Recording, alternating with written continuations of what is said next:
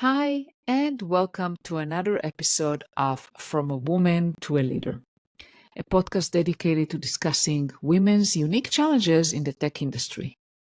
I'm your host, Limor Bergman Gross, and today we are going to talk with Chiquita Hall-Jackson. Chiquita is a renowned employment attorney and a social justice advocate. She's also known as the Discrimination Disruptor. Chiquita has dedicated her career to fighting workplace discrimination and harassment. And in this episode, she's sharing her personal journey from facing 45 rejections to founding her own practice and provide practical strategies for navigating workplace dynamics, especially for Black women. You'll learn how to document incidents, build a support system, and advocate for yourself effectively. So get ready for an empowering and insightful conversation.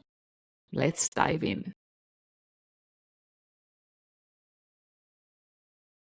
Hi, Chiquita. How are you? It's a pleasure to have you today.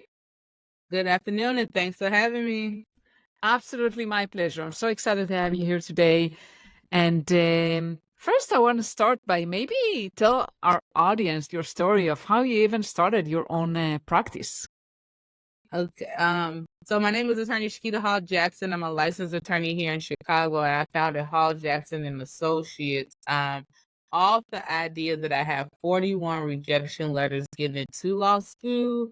And as a result, I just that was getting into law school. And so once I got in law school, no issues. I was not on academic probation. I actually excelled in law school.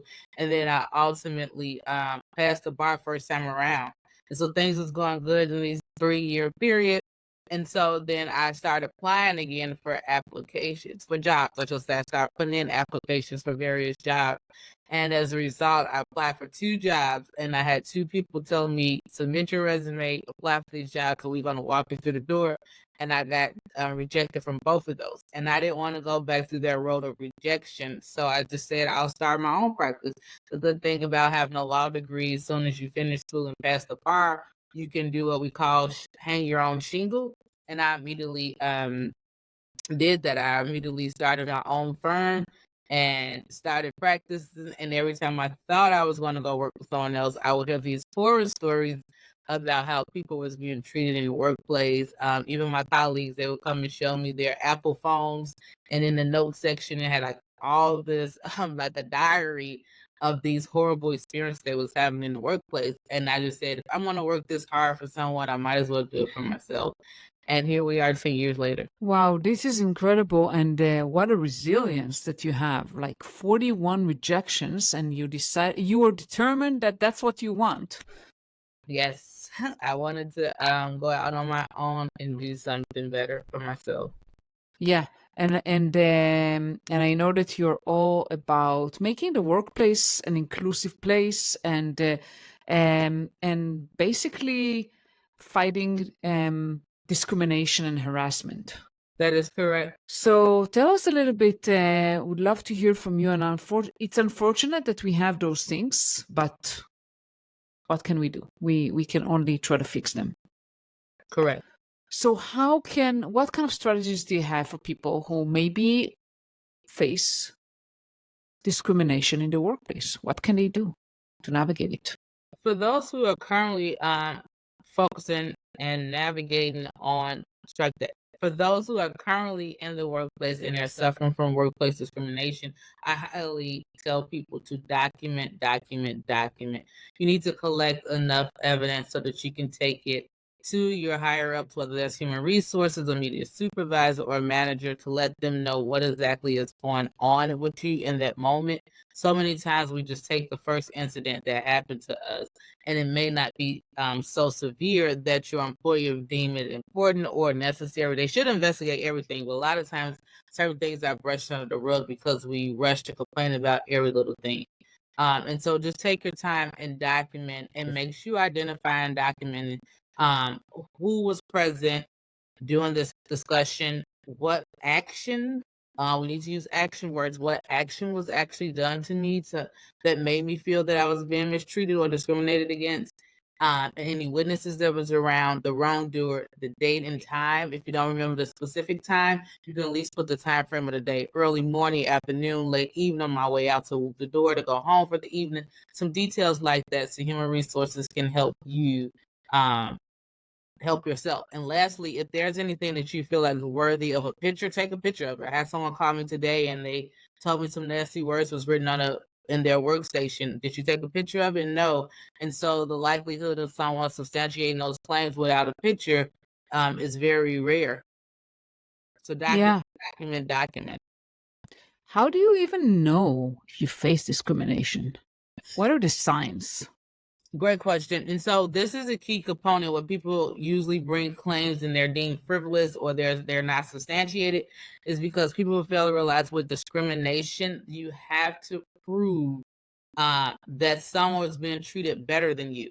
You have to have a comparator, aka someone to compare yourself against. And so in situations where you are being disciplined, whether that was a demotion, suspension, remove of benefits and title and pay, you want to look at, or ultimately terminated, you want to look at what was the action that I did that the employer justified in their action for disciplining me or treating me this way.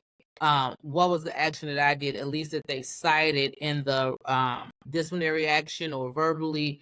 And then you want to say, well, who else in my workplace did something similar or worse than the alleged behavior that they're alleging me of doing, but they were not treated as harsh as me. Maybe I violated the code violation that I clearly made an error on, or properly personally did it, or I was ignorant to the fact that this was actually a rule and I did this. And as a result, I got suspended without pay, but my colleague just simply got a oral warning or something like that. That's when there's discrimination. Other than that, I tell people a lot of times what you find is that some people just are abusing their power. They never had that before, and it feels good to them. And so they're just pretty much chastising everyone or mistreating you because of a personality conflict. I don't like you because your hair is longer than mine. I don't like you because you like to dress up or wear makeup every day. Who do you think you are? But that's not necessarily discrimination. You have to have someone to compare yourself to and compare the actions in which they did was similar to yours, but we're looking at the harm. What was the punishment between the two of us? Okay, so you're talking about like I've done something wrong. I was punished more than maybe someone else that have done the same thing. Correct. Yeah. And what if I'm just doing my job and I feel like, well, I like, for example, a lot of women that I coach, and also, to be honest, women that I interviewed for my podcast, they do a great job, yet they don't get, and also I face that myself, they don't get the rewards that they wish they had.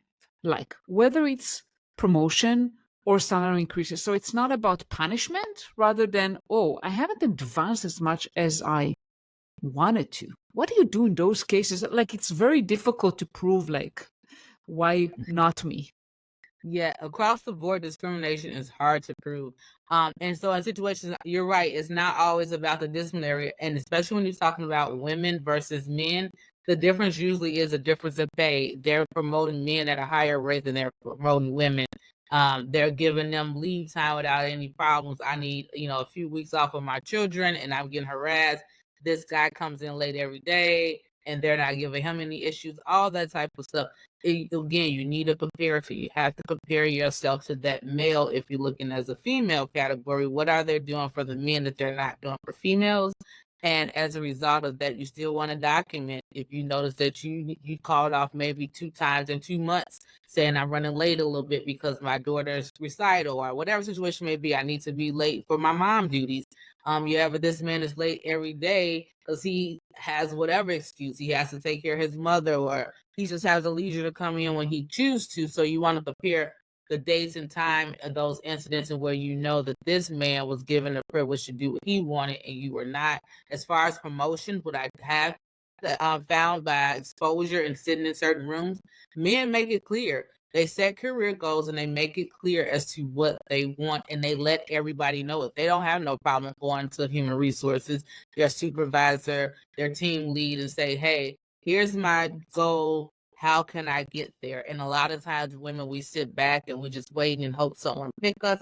We have to open our mouths and say, hey, this is a great opportunity, but I want more, and I can see myself helping advancing the company this way. With that, can you work with me to outline my goal? What would it take for me to get to this role that I desire? You have to let someone know and stop waiting and sitting back and hoping that someone picks you and notice you. Definitely. I mean, this is something that I truly believe in, and I always tell, everyone. You have to really be intentional about your career and let your manager know what your progression for you, what it looks like and what you want, and work Yeah. with them in order to get there. Yes, 100%. Especially, I'm looking at your title, from a woman to a leader. If you want to be a leader, you have to vocalize and communicate. Don't expect people to read your mind. Please don't. Because at the end of the day, a lot of times we take it personal, but it's not. It's just simple as an easy fix. Like, oh, I knew this person wanted it. I don't have to go through the interview process. Someone who's eagerly waiting for this position, I've been watching them. They're capable of doing it. So just give them a position versus, well, hey, I was over here waiting for this position. Well, no, you never told me. And so it's not discriminatory. It's just, it made my job easier. And I'm sorry I forgot that you even existed when it came to this position. But it had nothing to do with me passing you over. And then another thing for discrimination, you also looked at, were you equally qualified as this person you're comparing yourself to? Experience wise, education wise, skills wise, were you equally qualified for the position? Look at the job description. Do I meet the qualifications listed in the job description? And if so, then you have a case. Definitely, definitely. And do you have any tips for, how can someone figure out, how to advocate for themselves and kind of ask for that promotion or that raise without sounding, especially for women, to be honest, without sounding like you are an aggressive kind of person? How can you do that? This assertive versus aggressive always kind of kicks in. It's so funny because we as women, we try to be reserved. We don't want to seem like we're trying to over insert ourselves, or we don't want to seem aggressive and less ladylike by making ourselves known and seen. But we honestly have to unhide and assert ourselves in certain situations. And if you want to slide in, it's this young lady, she goes around and she calls it the gentle handshake. But ultimately, what I like to say is simply take your time and displaying your personal branding. We hear about this content creators and different people that personally build up their personal brand, and then everyone brought into them. You do the same thing in the corporate space. You slowly show that I'm qualified, that you gave me an initiative. I introduced an initiative for the company. I volunteered and spearhead this project, and we got it done. It was a success. And as a result, I want to highlight what it took. Can we do a recap to show what it took to get these results that we have as a company? And I'm here again if you need me to spearhead another situation. Don't just sit at the table being quiet. In addition to that, start looking at the company's website, the company newsletters and things like that, and notice who are they highlighting as employee of the month and different things like that.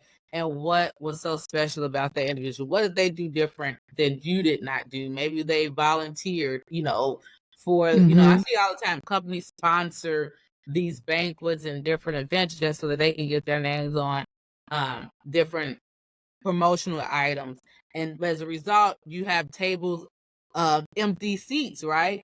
Because no one on behalf of the company showed up. Maybe you volunteer. I understand you guys are supporting something that aligns with the mission of supporting women becoming leaders. And so if you don't mind, I don't mind traveling for the weekend to support that initiative on behalf of the company.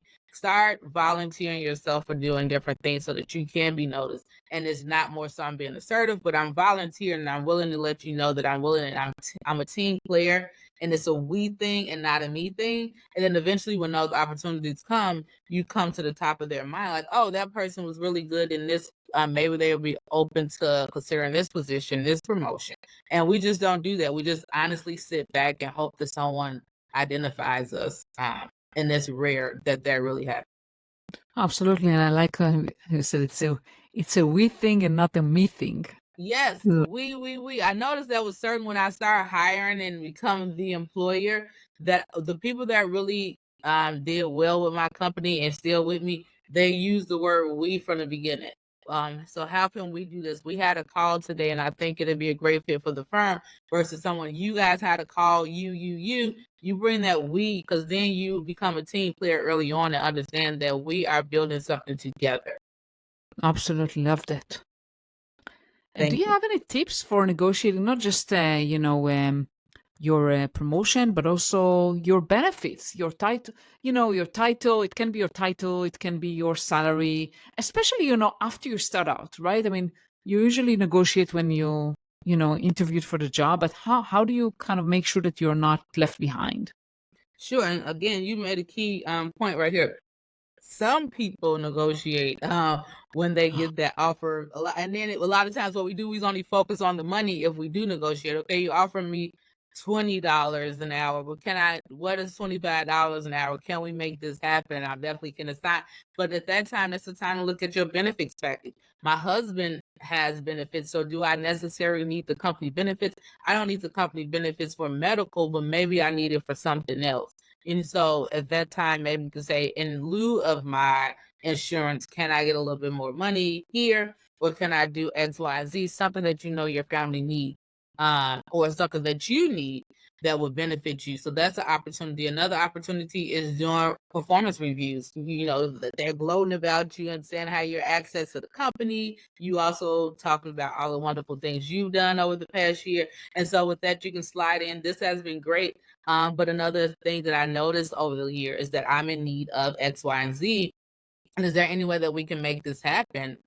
Proposition at those times, So look, I have a chapter in my book, We're Gonna Be All Right, a Black executive guide to navigating workplace. But this is for women, anyone with a protected class. And we just talk about the idea that how to navigate workplaces. And what I find is that a lot of times we just do, the chapter talks about is more than the money. We focus on the money. I got this offer, this dollar amount sounds good, but then we're miserable in other areas because we didn't negotiate those. But we have to ask about those things. Definitely, definitely. And we'll talk about your book in a minute, but uh, like, how do you negotiate in a way that is truthful for you and your values? Because the thing is, I always tell like women that I coach, and this is the theme of my season, like negotiate like a woman. Negotiation doesn't have to be like a negative thing where you shout at each other, you raise your voice. It can be actually very pleasant. Oh yeah. So, what kind of insights do you have on that? It's so funny because you said it can be pleasant. Just like I have a 4-year-old, and every time I tell her something, it's why, or okay, please, please, please. And I say it's time to go home. Can we get 10 more minutes? And so, it's not necessary. Like you said, everything's not unpleasant. Of course, as a mom, if I'm saying let's go home, it's time to go home. But, I can negotiate. Okay, you get 10 more minutes in exchange for no ice cream at night or something like that. So, kind of think of it that way. You negotiating with your child for extra bedtime to go spend the night with their friend for the weekend. They don't want to get chores. And so it's just finding those key moments when we're laughing, having a good time. Oh, by the way, I was just thinking, get comfortable in having conversations, and just knowing that you want to take in consideration when you're negotiating what strengths and what are you bringing to the table. In addition to that, how does a company benefit from what you're asking for? And so if you lead with that, I noticed that you guys are offering this family package for me. However, and I estimate the premiums about this much. I did the research on it. However, my husband carries us on insurance. I don't necessarily need this insurance, but what we do need is extra money in my household to make sure that I can get back and forth free gas every day, right? So it's to get here. And so is there a way that I can possibly waive my insurance package in exchange for a few more dollars so that I can afford to get transportation? Also, they might ask you to travel, or you need to go get continuing education hours. I don't necessarily need the benefit package, but I definitely need to maintain my license. Is there any way I could put this money towards me going to continuing education, additional training, whatever you feel is the need, and something that you want? But again, you want to talk about how the company will benefit in addition to your skills, education, and experience that will help benefit the company as a result of what you're seeking. Definitely. And I hear all the time from you, it's not just about you, it's about us, it's about the we, like the company, how we are doing this together. It's not just for my own benefit, but it's for the benefit of the company. Correct. So let's talk about your book. We're gonna be all right. What initiated you to write it? Sitting in this seat as an employment law attorney. So the back end to the story that I told very early on that me starting my own practice, I started off with a general practice, which means some people call it a lawyer, but I did a variety of different types of law because I was fresh out of law school, fresh off the bar exam, and I said before I lose the skills and the knowledge of each practice area, I want to take it all and see where I land, what my heart desires. And what I found was so many workers was calling and complaining, and especially those who had given 15 plus years to the workplace and they noticed they were not being treated right. And that kind of pulled at my heartstrings. And as a result, in 2017, I announced that we're doing completely employment law, that we're going to specialize in employment law. But over the years, I got so many calls of people calling and complaining about their workplace. But what they had no legal standing, meaning that they wouldn't survive in court if they choose to bring a lawsuit. And they wouldn't survive at the EEOC level or any other level trying to challenge their employer. And the more you get unsubstantiated findings or dismissal of cases, you only empower the wrongdoer. They feel like they're untouchable because they just knocked out another case, and I'm like, we have to stop this. We have to disrupt what we know as a culture norm by advocating for ourselves and properly navigating the workplace so that we don't need to land in litigation. How can we do that? Start opening our mouths and ask for the things we want. Setting career goals is just not, I have a job and I'm only doing this until my kids get out of school. I need to help pay the mortgage, or as soon as my mortgage is over, I'm out of here. Okay, if that's the case, what can you do? Because some people know, and a lot of people do not know, when you do your retirement package, it's the average of the last 4 years your salary. So if you sit in the same role for 4 years and your salary has not increased, the pay that you're complaining about now, barely paying your bills, that's the average of the 4 years that you're going to get for your retirement benefits. So you want to continue to climb that corporate ladder. You want to continue to get pay increases so that when you can retire, that you have a nice cushion to live off of. So you have to identify and vocalize what you want by setting career goals and sharing that with someone else. You have to share that vision with someone else that you can trust within the company. And if this company is just not the place for you, you sit around long enough and you notice that they do not promote women. So maybe you need to start setting an exit plan and start implying when things are good in the workplace so that you can get a nice referral versus waiting when things are so rocky that you don't trust anybody and you cannot ask for a referral for anybody. Set career goals and also know when it's time to exit gracefully.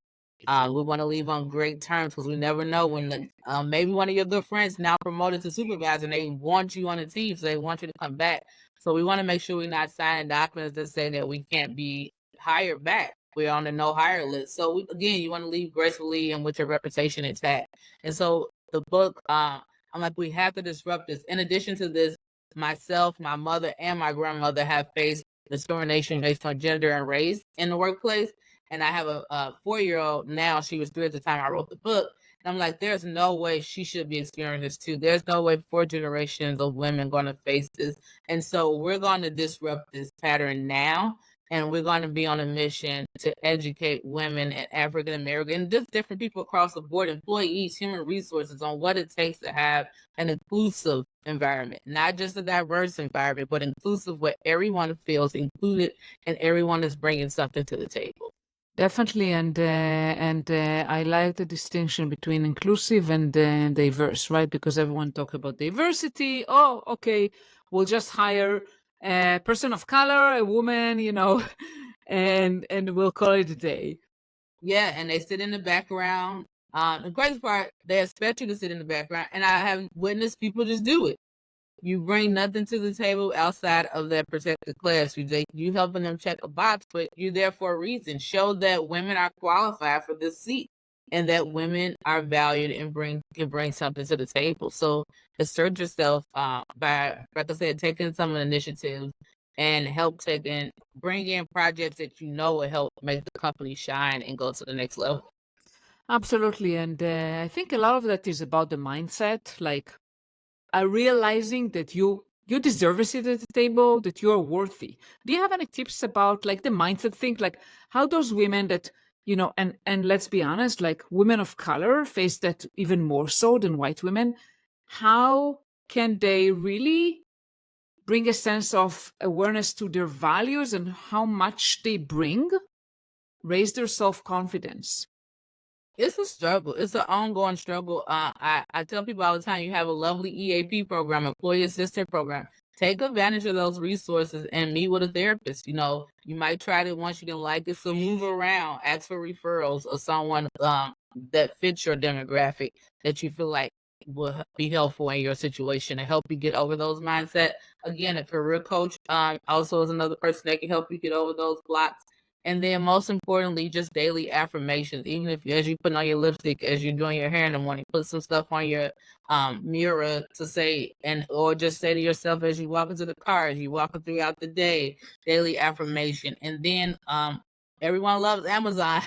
Go on Amazon and look at mindset books and different things like that. Or YouTube mindset videos and things like that. And it's really, really a daily and yearly, annually, ongoing. It's ongoing. As soon as you feel like you conquered something, it's like, okay, now I feel defeated again.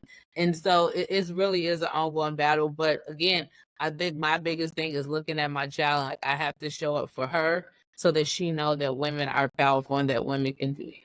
And so if that's something that you need to do to trick yourself into being a stronger woman, then and an assertive woman and someone that speaks up for yourself, look at your children, your grandchildren that's looking up to you. I love that actually. I haven't thought about that. I mean, yes, be a role model for your children, for your mother, for your grandmother, for your family, like that you are proving everyone that although you are a woman, although you're a woman of color, you're just worthy as everyone else and you Correct. conquer all the goals that you have. Yes. Because they're looking up to you. And as much as we don't want that weight on our shoulder is natural. People just look up to their parents until you did something wrong. And even then, even then, they still think very highly of you. And so you have to be their role model. A lot of times we look out to be mentors to other co-workers and people in academia, but back in your own household, people are looking up for you to be that shining example. That despite she had some hurdles, I definitely witnessed her crying and this and that, but she still was strong and showed up every day on behalf of her herself, her children, her family, and her coworkers. Absolutely. So before we end our call today, Chiquita, what else would you like to share? Maybe something that I haven't asked and you want to talk about. Well, the main thing is please follow us on all social platforms at Blow the Whistle Law, at Blow the Whistle Law. We have a movement that says see something. My shirt says see something, say something, blow the whistle on discrimination and harassment. But speak up for yourself, ladies. This is an opportunity to I love the name of this title, From a Woman to a Leader. We are leaders naturally. Yeah. Our husbands follow us. They ask for advice, and we have to remind them daily that we're not their moms, right? And that's jokingly, but ultimately that's because they see the leader in us, and you are a leader. Your children look up to you. Your co-workers, your girlfriends, they look up to you. They admire you in the work that you do. So take that and go show them the shining example that you are. Wow, this is a wonderful way to end. And thank you so much, Chiquita. I will get all the links from you and I'll put them on the show notes. Thank you so much for being here today. No problem. Support the book, guys. Thank you so much for listening for another episode of From a Woman to a Leader. I hope you enjoyed this episode with Chiquita. As always, feel free to share your review with us and subscribe to never miss another episode. Before we wrap up, I wanted to announce the next week episode that you don't want to miss. I'm going to interview Sharika Sanders. Sharika says in the episode that one of the key lessons she learned in her career is the importance of advocating for yourself, especially in salary negotiations. It can be uncomfortable, but it's absolutely crucial. Completely agree with her on that. And Sharika, who is she? She's an incredible accountant and entrepreneur who has an amazing story about how a simple conversation with a teacher changed her career path forever. Sharika shares her journey from high school psychology to a successful accounting career and how empowering accountants and women entrepreneurs. You have to show up for yourself. If you're not happy with the terms, don't just walk away. Speak up, present your case, and negotiate for what you deserve. This is just one of the powerful quotes from Sharika in this episode. So make sure to tune in for this inspiring conversation. Sharika's advice on self-advocacy and career development is something you don't want to miss. And I'll see you next week. Thank you so much.